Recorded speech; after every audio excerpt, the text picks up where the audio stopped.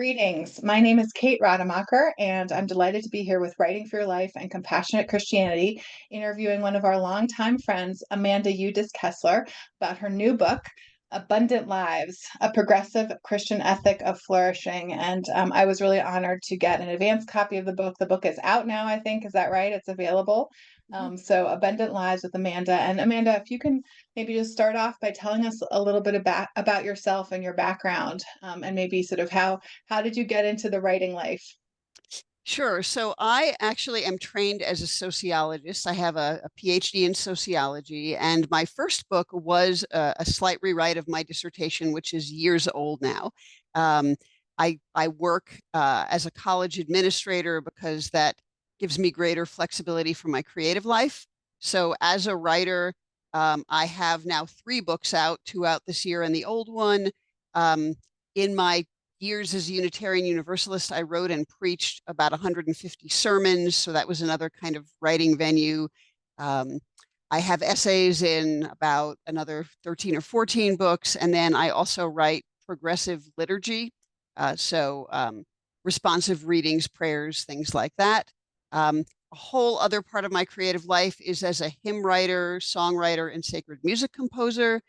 And then the last kind of part of my creative life that's really meaningful to me is that I offer a variety of trainings. So I train on creativity, on designing inclusive liturgy, and also on anti-racism, specifically for white people who want to work against racism. So that's my kind of rich creative life. And I'll just add that I am a cat lover and a huge fan of British baking shows, British police procedurals, and selected series of Star Trek, but not all of them. Well, thank you. I don't think we've ever had anyone be come out as a Trekkie on the interview, but I'm a Star Trek fan. So, um, great. Well, tell us about the new book, Abundant Lives. Just tell us a little bit about how it came to be and what it's about. Sure. So I think really the generative moment for this book was in 2014 when I saw an open letter that a right-wing media personality who went by Joe the Plumber, he'd written an open letter to the parents of the kids who were killed in the shooting by Elliot Rodger in California.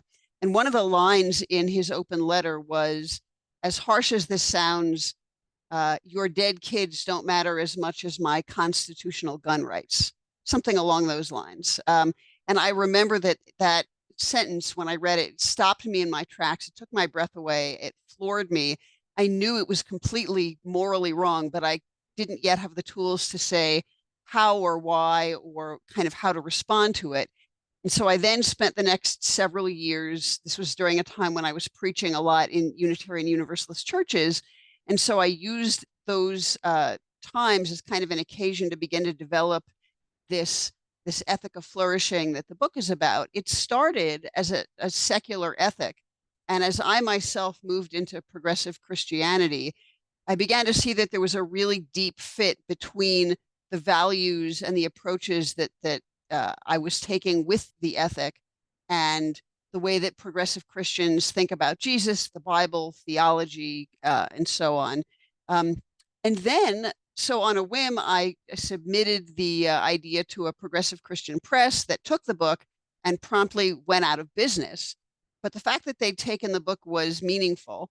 And I thought, okay, I mentioned on Facebook that the publisher had gone out of business.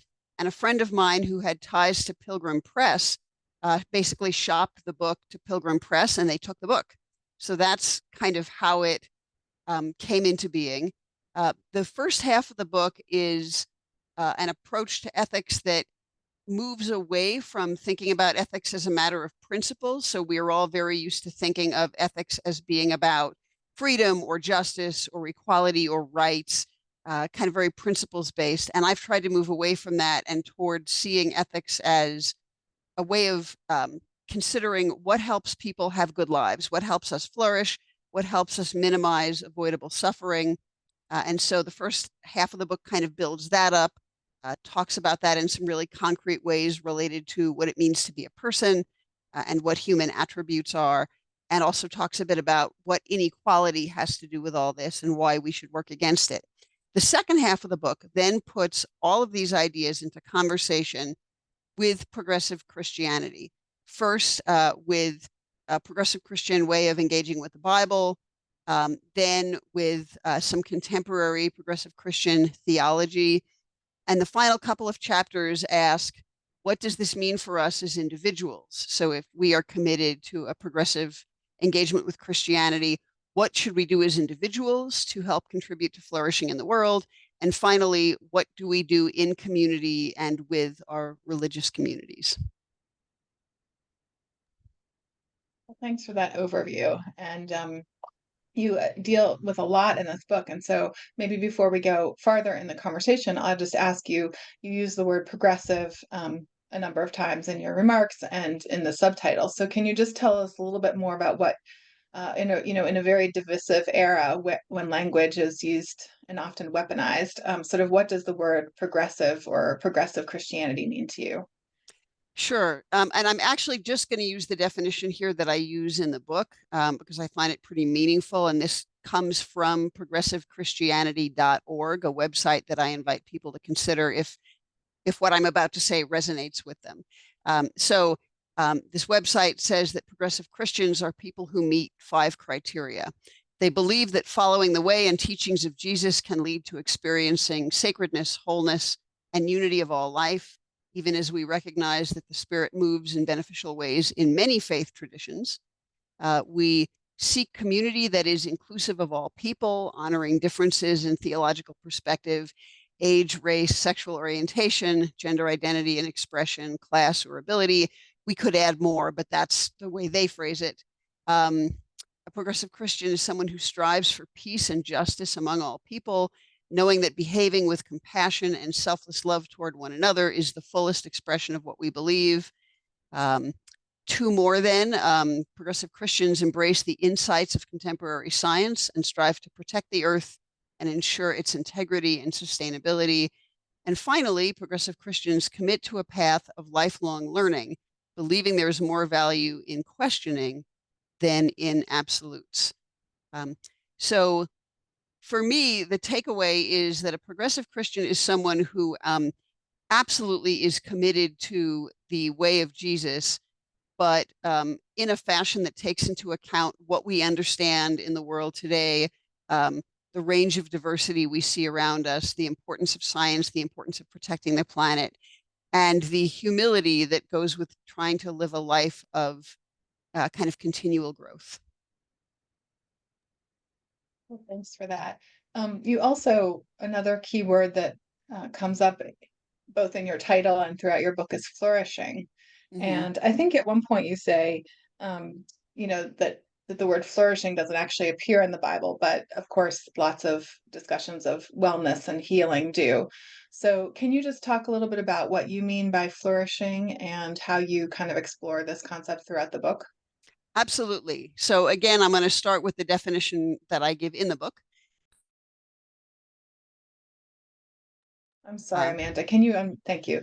I Absolutely. accidentally muted you. Sorry. Go That, ahead. that, that is just fine. So here's my definition from the book. People flourish when we are encouraged and enabled to be and to become our whole best selves, to fulfill our potential, to contribute effectively to the well-being of others and to society more broadly, and to live joyful, meaningful lives that make a difference and leave a legacy.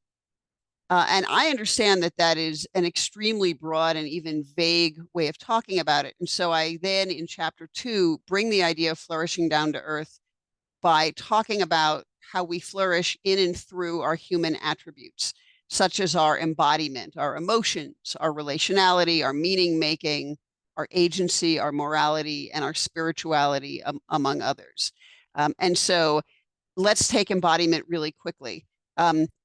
For us to even have the potential to flourish in our bodies, to live joyful, embodied lives, we need certain preconditions to be in place. So we need access to survival resources. We need access to health care. We need freedom from physical danger, freedom from harm, and we need some degree of bodily autonomy so that we can use our bodies in ways that are empowering, efficacious, joyful, that contribute to the world, and so on. That, of course, does not extend to the autonomy to hurt other people with our bodies, but it does mean that we have to have some degree of freedom in what we do. So once we recognize those kinds of preconditions, we can then see that flourishing kind of demands larger social situations in which we are kind of empowered bodily and in which we have access to the resources we need and in which we are in fact free from violence and harm and danger and so on. So if we take that way of thinking about embodied flourishing and we kind of look at that in relation to other aspects of being a person, we can see that flourishing becomes very practical. It really becomes a matter of what we have access to on a day-to-day basis, what we're protected from, what we get to do, and so on. Now, none of that is inherently Christian, but I think it becomes Christian when we put it in relationship with Jesus's life and teachings, particularly his two great commandments, loving God and loving neighbor. And what for me is very important, the extension to loving our enemies.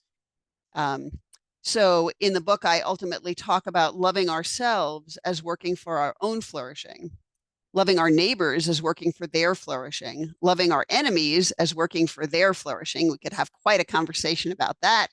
And loving God as working for the flourishing of all of God's creation, human and non-human. And again, at that pitch, it sounds kind of vague, but what it comes down to is ways that we think and act that prioritize people's well-being in their bodies, their emotions, their relationships, and so on.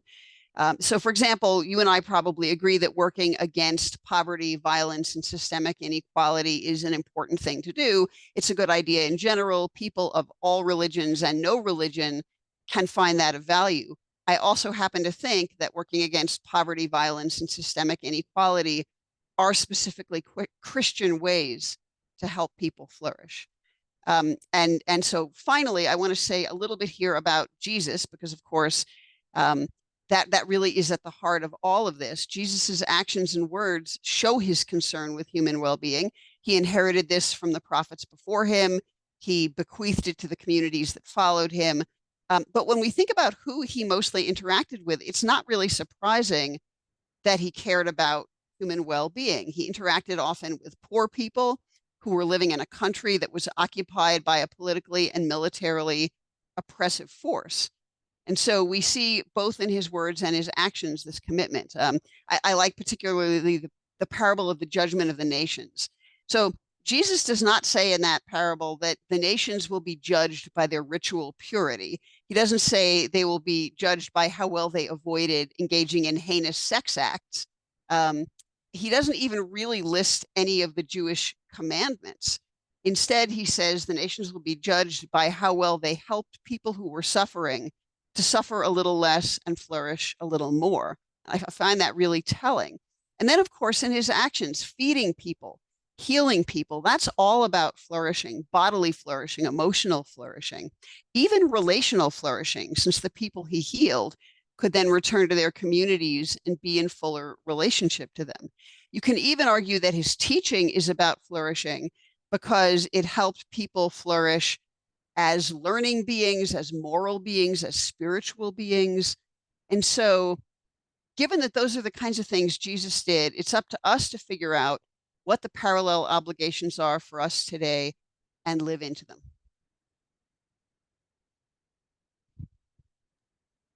Well, thank you so much. I really appreciate that that explanation.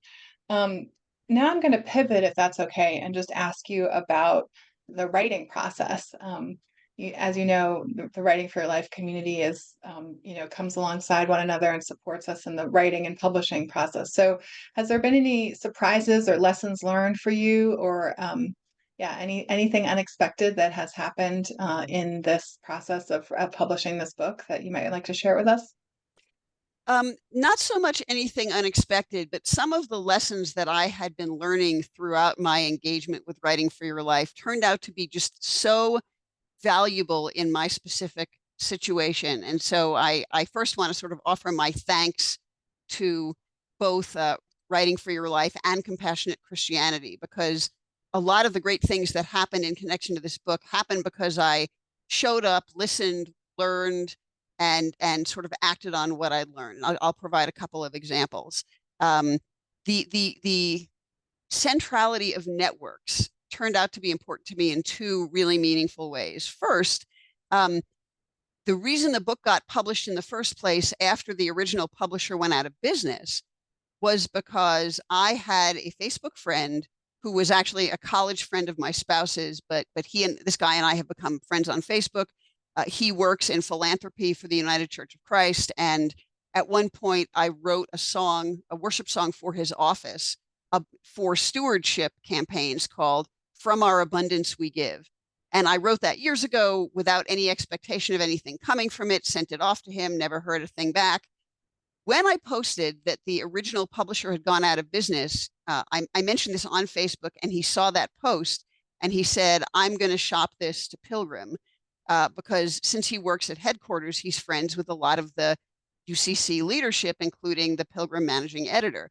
So that particular network connection turned out to be really important. Another thing that turned out to be really important was having built up a connection with Brian Elaine, because he's friends with Brian McLaren. And so he was willing to ask Brian McLaren on my behalf for an endorsement of the book, which, Brian McLaren has no idea who I am. That would never have happened otherwise. And of course, Brian provided this incredible endorsement of the book, that, calling it, an important contribution to progressive Christian living and so on, which I'm sure has been helpful. So the value of networks is hugely important.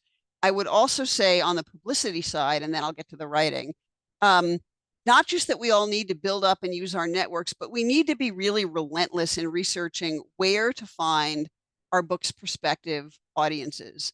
So I've done kind of a lot of work to get onto as many podcasts as possible that cover kind of the range of people who might be interested in this. I've been able to get a few in-person speaking gigs by contacting churches, and I've been able to develop a long list of pastors in progressive churches who I will be kind of sending an email out to not just announce the book, but to make it clear that it has materials that are appropriate for church book clubs and things like that. So for me, there's been kind of a lot of research on the publicity side, because Pilgrim is absolutely wonderful and they're pretty small. And so their capacity to do publicity is somewhat limited. So I would say, unless listeners have access to, one of the major 5 publishing companies, they should be prepared to do research that will help them help their publishers publicize the book. On the writing end, I think for me, one of the most important things has always been just continual life education. Everything we learn becomes grist for the mill. Our spiritual development becomes grist for the mill. Our political hopes and fears become grist for the mill. Understanding how we ourselves are creative. So understanding what we need to do to get the labor done, the perspiration part. And understanding, in terms of creativity and writing, the interplay between what most people call inspiration and perspiration. I call it grit and grace myself, and kind of understanding when is the moment to be silent and patient and wait and maybe pray or meditate or engage in humility practices. But in any case, sort of signaling our openness and our willingness to learn and our willingness to change our minds. And when is it the time to just hunker down and labor? I recently posted actually about this on Facebook. I came up with this great analogy. I was getting gas for my car, and it was one of those pumps where it sort of gives you instructions on the pump. And so it said, insert your card, do not remove your card, do not remove your card. And it kept flashing, do not remove your card, over and over and over again.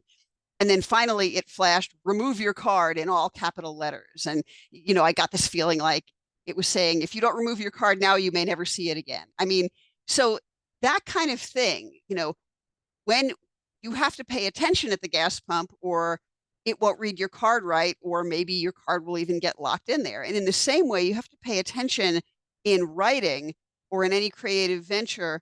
When is it time to be patient and when is it time to be effortful?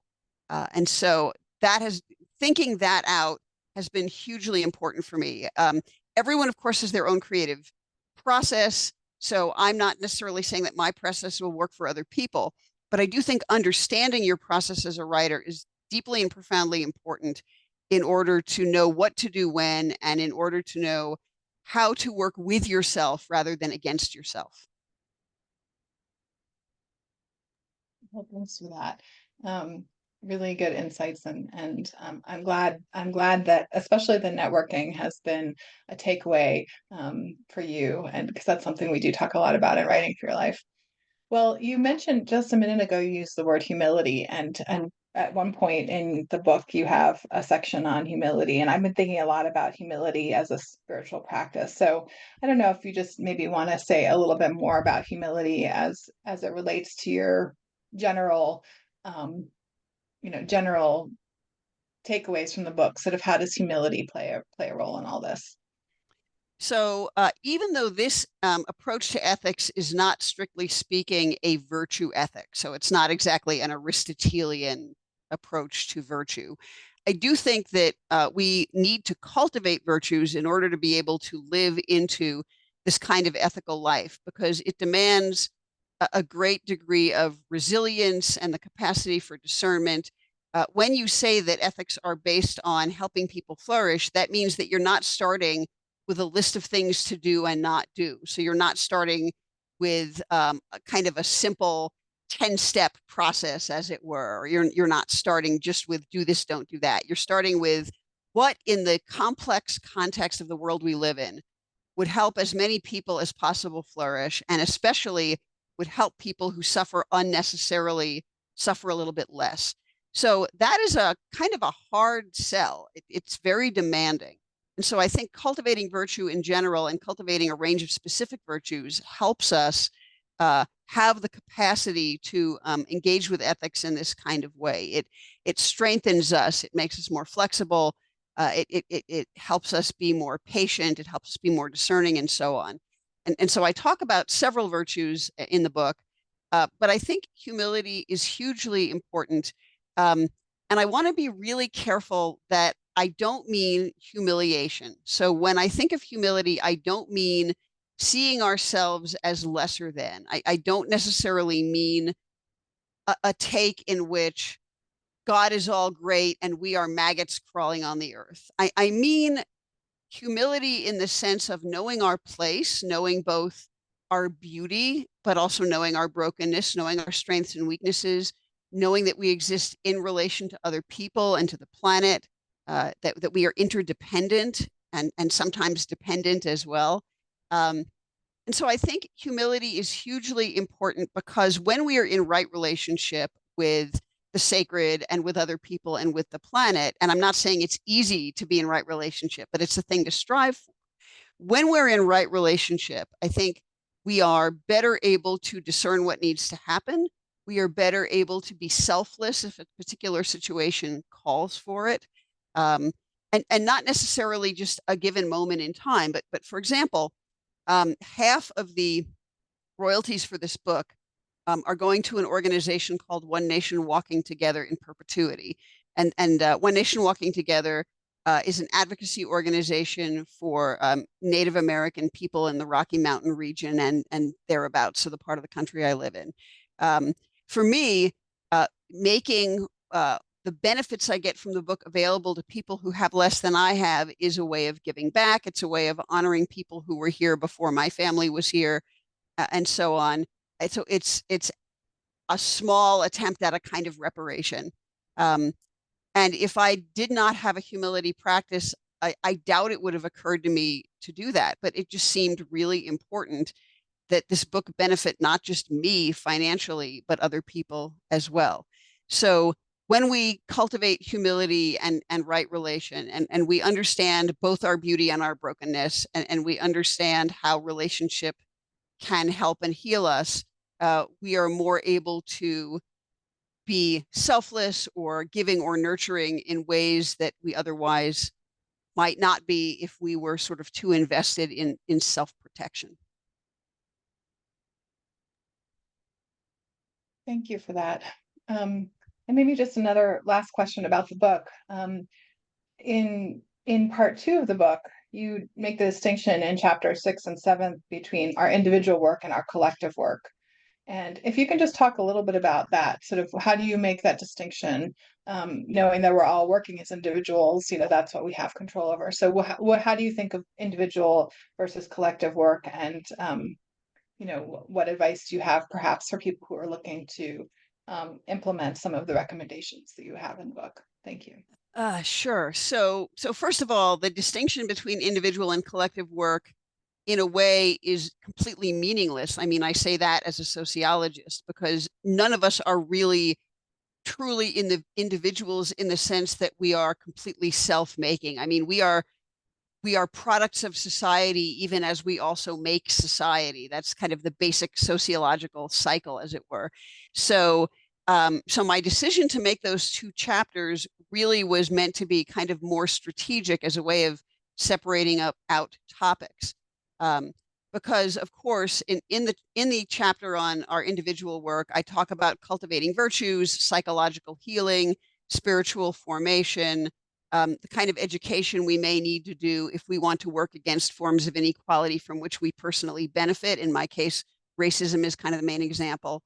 Um, so it's not so much that other people play no role in that work when we do it, but it is work that we kind of have to start with ourselves, and we do a lot of the labor. If I want to educate myself about racism, I'm certainly learning from other people, but it means I'm choosing to read a lot of books or watch a lot of movies or read a lot of blogs or whatever it may actually be. And so these are actions that I do choose to take kind of as an individual, choosing to be in therapy or choosing to be in spiritual direction. Even though those are relationships, that's a choice that only I can make for myself if I want to do it in a way that has integrity for me. And so that's the sense in which I mean kind of the individual work, or even in cultivating virtues. That certainly involves interacting with others, but it's very much something that we bring our own will and energy and prayer to, and so on. In the chapter on our collective work, I talk mostly about two things. One, I sort of revisit the idea of justice. In chapter 1, I say justice is not really sufficient to base our ethics on because different people mean different things when they use the term. Different people mean different things with the term rights or the term equality. And so so two different group of people's rights can be in conflict. So using those terms as a basis for ethics or morality, it can be problematic. But coming back to justice as a way of loving people we will never meet, as a way of helping people we will never meet flourish, that is work we do collectively, not just individually. So we march in protests. We join our money with other people's money to contribute to supporting advocacy organizations or rights organizations or things like that. We work collectively in helping to get the vote out, something that is, of course, going to be hugely important this year. So there are collective elements to this. Even though we are individuals, we work with other individuals in those areas.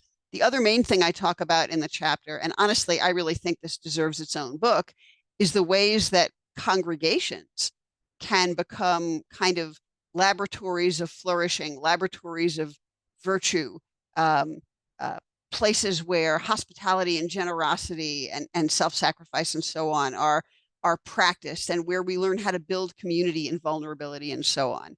And again, it's not that we're not doing that as individuals, but when we come together and do it collectively, it has a larger impact on the world, not just on us as individuals. So that's why I wanted to make sure that kind of both of those areas were covered. In terms of the implications of this for someone who reads the book and says, well, this is interesting, where do I start? Honestly, I think the place to start is with some questions about yourself. Where do you see your flourishing at its richest right now, that you can celebrate? Where do you think you might need some help to heal some wounds, or to address some old suffering, or to wrestle with your fears, or whatever it might be? I mean, that's going to be different for individual people. And so I certainly don't want to presume that there's sort of one right answer. Um, there are a number of questions in the back of the book that were written with study groups in mind, but an individual certainly could use those questions to ask what their next right step is. I also just recently wrote a free study guide, which is available on the Pilgrim Press book page, and it has some additional essays. It has even more questions, but for this conversation, what may be more important is that it also has action items. So it has literally has suggestions for things an individual reading the book and reading the study guide might do to start practicing in these areas.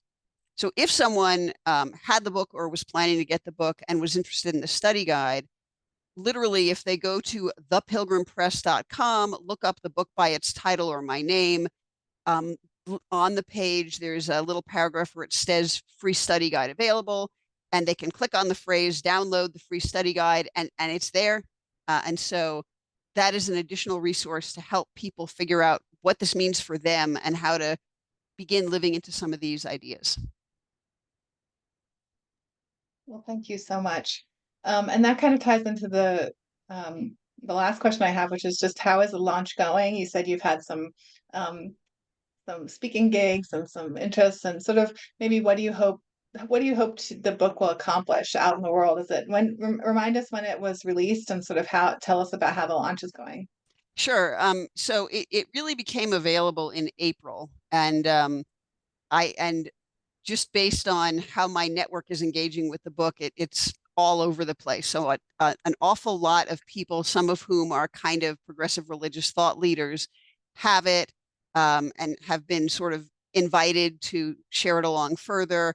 I'm trying to reach out to different denominations that have either kind of progressive wings to them or organizations within them that have progressive missions. So my latest outreach actually was to Methodists in the Midwest, which I think is delightful. And then I have in the next couple of weeks I'm giving a talk at a progressive Lutheran church in Philadelphia, and then giving a sermon essentially at a UCC church in Stamford, Connecticut. So that's part of a kind of a tour around the New England and Mid-Atlantic area for a little while. So all of that I think should be interesting. My hope is that people who read the book will find it thought-provoking and will ask some questions about whether there is an invitation for them in these ideas. So these ideas, again, are not for everyone. People have a range of ways of thinking about ethics. People have a range of ways of thinking about Christianity. But for people who do find the book thought-provoking and meaningful, my hope is that they will ask, how can I be part of this? What are concrete actions I can take in my life to help the world flourish a little more and suffer a little less? Because at the end of the day, I think alongside all the other things we do in relation to Jesus's life, his teaching, his work, his actions, and so on, we ought to try to live as he lived to the extent that we can, and in the context of the circumstances we're in today, which are both very different in some ways and sadly not different enough in others. And so I don't think it's for me to tell anyone specifically what the details of how they should take up this invitation. But I think the book provides a number of first ideas about that. The study guide provides some additional ideas about it. And so honestly, my hope with this book is the same as my hope with all of my writing, with all of my music, with all the preaching I've done. It really all is about making the world a little more joyful, a little more just, a little more healed, a little less miserable. Because I have to think that is what Jesus would want us to be doing. Well, thank you, Amanda. And just in closing, can you tell us where we can find the book and where we can, I don't know if you have your copy there, but here is my copy, Abundant Lives, and where we could find the book and again learn more about your writing and your background. Sure. So for this particular book, I would invite people to go to the Pilgrim Press website, and literally it is thepilgrimpress.com. And once there, either look up Abundant Lives or look up Udis-Kessler, which will take you to the book page, and order from there. I know that there are people who will order from Amazon or other sources, but I really want to support Pilgrim. And so I encourage people to buy it from Pilgrim if possible. And that also gets them access to that free study guide. Um, I have two main websites. My writing website includes mention of all of the books I've written and books I've contributed to, and has also a pretty rich repository of my earlier writing. So a number of my essays and some book chapters and some liturgical materials and some sermons are posted and freely available on the website. My writing website is my name, then .com. So it is literally https://AmandaUdiskessler.com, AmandaUdiskessler.com.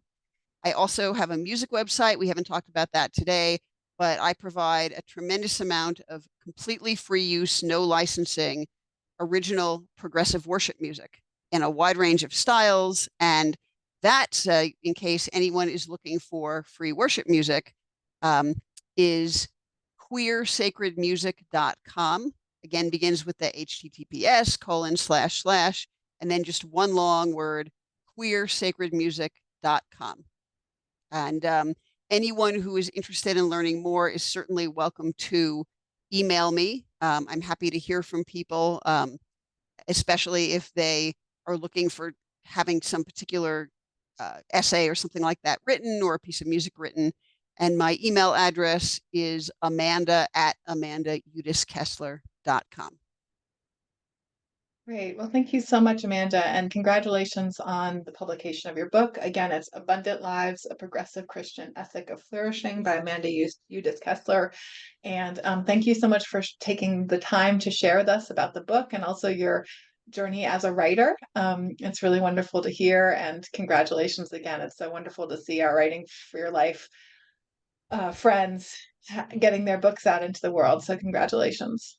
Thanks. And just for any Writing for Your Life folks who are watching this, keep the faith, build your networks, do your discernment, do your labor, wait patiently, pray a lot, and know that there's a great community to support you. Amen. Well, thank you for that. Perfect ending. All right. Well, best wishes, and keep us posted on how it goes with the book. And we look forward to staying in touch. Thank you.